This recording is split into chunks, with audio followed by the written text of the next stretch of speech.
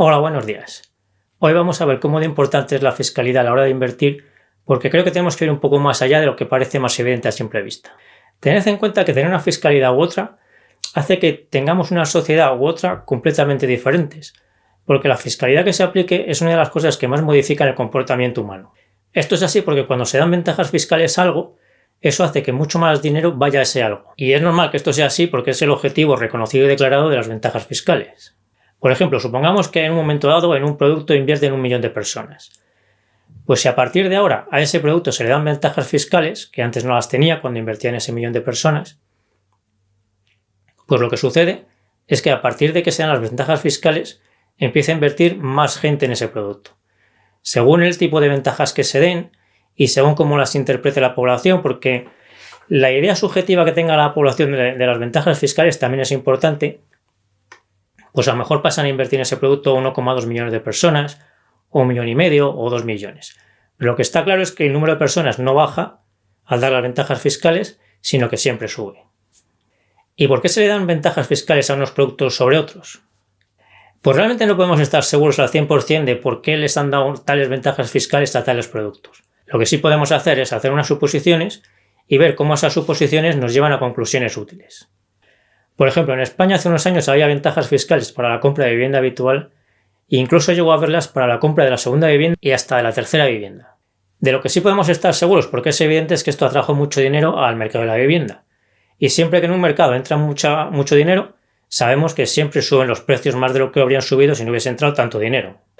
Y como todos sabemos, pues el precio de la vivienda lleva muchas décadas subiendo mucho y eso beneficia más a unos colectivos a costa de perjudicar al resto de la población.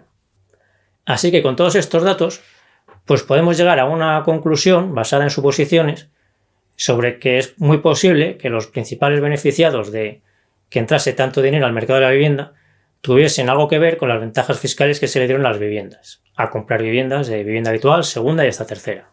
Otro caso que vamos a ver es el de los fondos de inversión, que también tiene ventajas fiscales respecto a las acciones desde hace décadas y aún las sigue teniendo.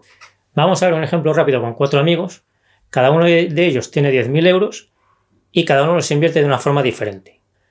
Uno invierte los 10.000 euros directamente en acciones y los otros 3 los invierten en fondos de inversión.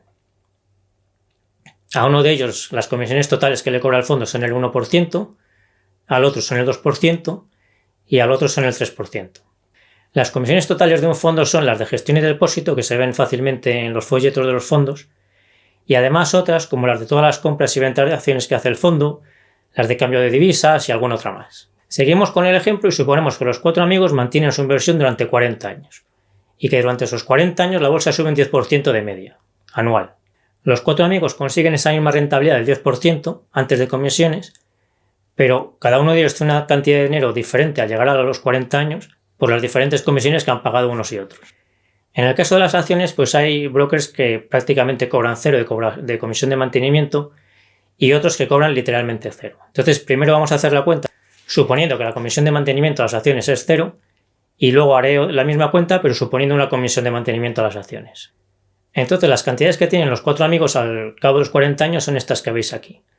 El que invirtió en acciones tiene 450.000 euros, el que invirtió en un fondo que le cobra el 1% tiene 315.000 euros, el del fondo del 2% tiene 217.000 euros y el del fondo del 3% tiene 150.000 euros.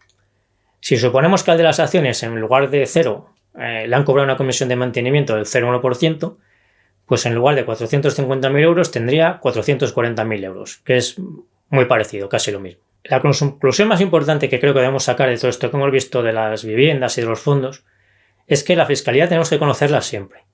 Pero antes de invertir en un producto que tenga ventajas fiscales, tenemos que preguntarnos qué lobby habrá conseguido, esto es una suposición que creo que debemos hacer siempre, qué lobby habrá conseguido esas ventajas fiscales y si a nosotros eso nos puede beneficiar de forma indirecta. Porque de forma directa, como aparentemente parece suceder, es raro que nos beneficie. Si nos beneficia es más probable que sea de forma indirecta. O dicho de otra forma, la pregunta es, ¿los intereses de ese lobby que ha conseguido esas ventajas fiscales van en la misma línea que los nuestros o son opuestos a los nuestros? En este caso concreto de los fondos y las acciones, pues ya sabéis que yo creo que a pesar de las ventajas fiscales es mucho más interesante invertir en acciones.